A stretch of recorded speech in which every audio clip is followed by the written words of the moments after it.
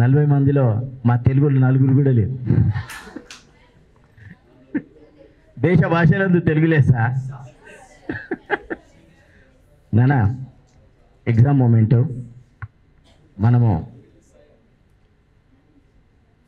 ఒక కాన్ఫిడెన్స్ తోటి, ఎందుకంటే తెలుగు ఎగ్జామ్ మిగతా ఎగ్జామ్ల కంటే తెలుగు ఎగ్జామ్ చాలా టైం సరిపోదు. 16 బిట్స్ ఉంటాయి, 4 పేజీల పేపరు. కాబట్టి మీరు నిదానంగా పేపర్ ఫస్ట్ చదువుకున్న తర్వాత దానికి సంబంధించినటువంటి ఆన్సర్ ఏదైతే ఉందో, మనకు టైం మెయింటైన్, టైం సరిపోవట్లేదు చాలామంది మనకు చెప్పారు. మనం ఇచ్చేది కాదు టైము, అక్కడి నుంచి వస్తుంది టైము. 2.5 అంటే టైం చూసుకుంటూ మనం రాయాలి. ముఖ్యంగా నాన్న తెలుగులో వచ్చే కొన్ని బిట్స్ విషయానికి వస్తే, సందులు సమాసాలు అని అంటాం. సందులో మనకు దాదాపు సంధి సమాసం. సంధి సూత్రం రాయమంటే రాయలేని పరిస్థితి. 7th నుంచి వస్తుంది మనకి డిగ్రీ వరకు. కానీ ఒకటే లైన్, పూర్వ పర పదాలు పరస్పరం ఏకాదేశం కావడమే సంధి. ఒకటే లైన్. ఈ లైను దాదాపు డిగ్రీ వచ్చేంత వరకు కూడా మనం రాయలేకపోతున్నాం. సంధి విడదీయడం, సంధి సూత్రం రాయడం, సంధి పేరు. మీరు జనరల్గా రాసే తెలుగులో లెటర్ రైటింగ్ జనరల్గా రాయొచ్చు.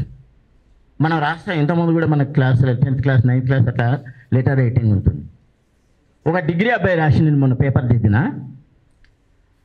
అంటే కాలేజీకి సర్టిఫికేట్ కావాలని ఏమని రాసిందంటే, వైట్ పేపరు, ప్రిన్సిపాల్ గారికి నమస్కారాలు, టీసీ ఇవ్వగలం. ఒకటే లైన్ సార్, ప్రిన్సిపాల్ గారికి నమస్కారాలు, నాకు టీసీ ఇవ్వగలరు. ఎవరని ఇవ్వాలి సార్ టీసీ? ఏ గ్రూపు, ఏ నెంబరు, ఏంది? లెటర్ రైటింగ్ దారుణం. ఒక ఆయన అడవుల వల్ల ఉపయోగాలు, మనకి ఎస్ఏ రైటింగ్స్ వస్తాయి, సైబర్ నేరాలు తర్వాత ఇవన్నీ కూడా. ఓసారి అడవుల వల్ల ఉపయోగాలు ఏందని ఇచ్చారు. అడవుల వల్ల ఉపయోగాలు ఆయన రాసిండు. అడవుల వల్ల ఉపయోగాలు ఏంటంటే, అడవుల్లో ఉన్నటువంటి చెట్లను నరకాలే, కాలబెట్టాలి, బొగ్గులతో ఇస్త్రీ చేసుకోవాలి.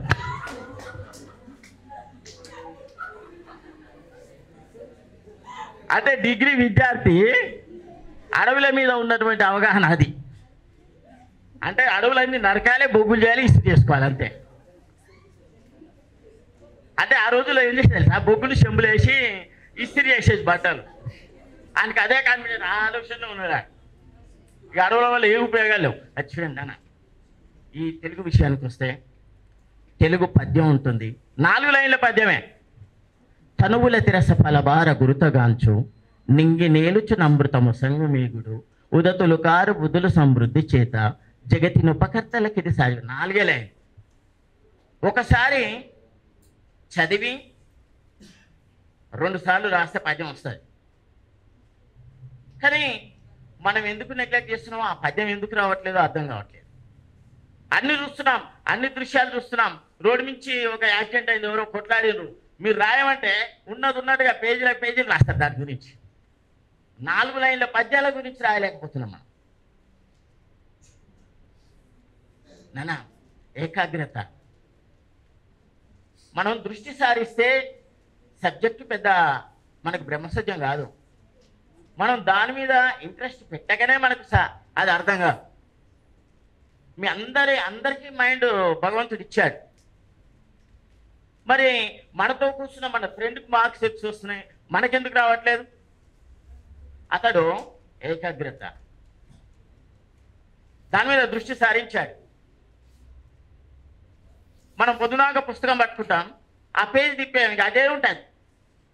ఒకడు వచ్చి మాట్లాడతాడు, ఇంకోటి వచ్చి మాట్లాడతాడు. ఆ క్వశ్చన్ అంతవరకు మిగిలిపోతుంది, రాదు కాదు. ఇంతలో టైం అయిపోతుంది, పుస్తకం మూసేస్తాం, పక్కన పడేది. ఇక రాదు. చూడండి అన్న, మీరు ఎక్కడెక్కడి నుంచో దూర తీరాల నుంచి వచ్చారు, మీకు మార్కులు మిగతా కాలేజీల కంటే ఎక్కువ రావాలి. మన కాలేజీ గురించి బయట నేను శంషాబాద్లో తిరుగుతుంటాను కాబట్టి గ్రేట్గా చెప్తారు. మన కాలేజీలో పిల్లలు బాగా చదువుతారు అనేది నేను హోటల్లో టీ తాగితే కూడా అనుకుంటాను విన్నా. నేను అప్పుడు కాలేజీకి రాలే. కేపీ కాలేజ్ అట అంత ఎవ్వరికి రానియరు, ఆ పిల్లలు బాగా చదువుతారట, వాళ్ళ డ్రెస్ వాళ్ళ మెయింటైన్ అది బాగుంటుంది అని అన్నారు. నేను ఇళ్ళకి రాకముందు అంటే మనం ఇక్కడ కూడా మంచి మంచి పిల్లలు ఉన్నారు, మంచి చదివే వాళ్ళు ఉన్నారు. మన అట్మాస్ఫియర్ కూడా ఆ విధంగా ఉంది. కాబట్టి మీరు కూడా కష్టపడి చదవండి, మంచి మార్కులు తెచ్చుకోండి. నాన్న తెలుగులో ఒకసారి చదువుతాయి, అది మిస్ కాదు. స్టోరీలు ఏముందన్న విని రాసే. తెలుగులో మనము ఒక్కసారి చదివితే రాయొచ్చు అంతే. డిగ్రీ పిల్లలు కానీ ఇంటర్ పిల్లలు కానీ స్టోరీస్ కష్టమైన పదాలు కూడా లేదు, మనం మాట్లాడుకునేటువంటి భాషలోనే రాయండి. స్టోరీ మార్కులు వేస్తారు. 20 మార్కులు మీకు జనరల్గా ఎస్ఏ రైటింగ్ ఒకటి, లెటర్ రైటింగ్ ఒకటి, ట్రాన్స్లేషన్ ఒకటి. ఇవి ఈజీగా రాసేటువంటివి. ఆయన చదవాల్సిన అవసరం జనరల్ అవగాహన, పుస్తకం పట్టుకొని చదవాల్సిన అవసరం లేదు. ఇప్పుడు సైబర్ నేరాలు అంటున్నాడు. సైబర్ నేరాల గురించి ఎస్ఏ రైటింగ్ వచ్చింది అనుకోండి, రాయొచ్చు అది ఈజీగా మీకున్న అవగాహనతోటి. పిల్లవాళ్ళకి ఎందుకు ఇచ్చారంటే ఈ ఇంటర్మీడియట్ పిల్లవాడికి దీని మీద ఏమైనా అవగాహన ఉందా అనే ఉద్దేశంతో ఇస్తాడు. మనం ఏదో ఆలోచించి ఇదేంటి అనేది మనం టీవీలో చూసినాయి, వార్తల్లో విన్నాయి, మన దగ్గర చుట్టుపక్కల జరిగినటువంటి విషయాల మీద రాసుకోవచ్చు. మనం ఇది తప్పు ఉంది, ఇది ఎట్లా రాసాం అనేదానికి వీల్లేదు. అది రాస్తే మార్కులు వేస్తారు. లెటర్ రైటింగ్ తల్లిదండ్రులకు, నువ్వు ఎక్కడో విజ్ఞాన యాత్రలు పోయినావు, దాని గురించి ఓన్గా రాయొచ్చు, అది నేర్చుకోవాల్సిన అవసరం లేదు. అవునా? స్టోరీలు కూడా మనకు చాలా మంచి మంచి స్టోరీలు మీరు విని రాసే, ఒక్కసారి చదవండి రాయొచ్చు. కాబట్టి మీరందరూ కూడా, నా పిల్లలు ఆనిముత్యాలు 4 ఉన్నారు, వాళ్ళు కూడా బాగా చదువుతారు, మంచి మంచి మార్కులు వస్తారు. ఫస్ట్ ఇయర్లో కూడా 4 అమ్మాయిలు ఉన్నారు. ఏం రాసినట్టే వాళ్ళు మొన్న ఫస్ట్ ఎగ్జామ్ పెట్టినా అద్భుతంగా రాశారు, బాగా రాశారు. ఒక అమ్మాయి క్లాస్కే రాదు, ఆమె డే స్కాలరు, రాసింది పరేషాన్ అయినా, అంత బాగా రాసింది. మనకాడ చాలామంది మంచిగా చదివే వాళ్ళు ఉన్నారు. కాబట్టి నాన్న ఎగ్జామ్ మీరు ఏం టెన్షన్ పెట్టుకోకుండా, మిగతా ఏ సబ్జెక్ట్లో కూడా టెన్షన్ అవసరం లేదు. చదువుకుంటే ఆల్రెడీ నువ్వు రాస్తుంటే అవి వస్తూనే ఉంటాయి. ఆల్రెడీ నువ్వు చదివితే నాన్న ఎగ్జామ్లో కూర్చుంటే ఒకసారి మైండ్ ఫ్రెష్ చేసుకొని పేపర్ చదువుకొని రాయడం మొదలు పెడితే వస్తూనే ఉంటుంది. కుంటాలు పేజీలు నింపొచ్చు. ఓకేనా? Wish you best of luck.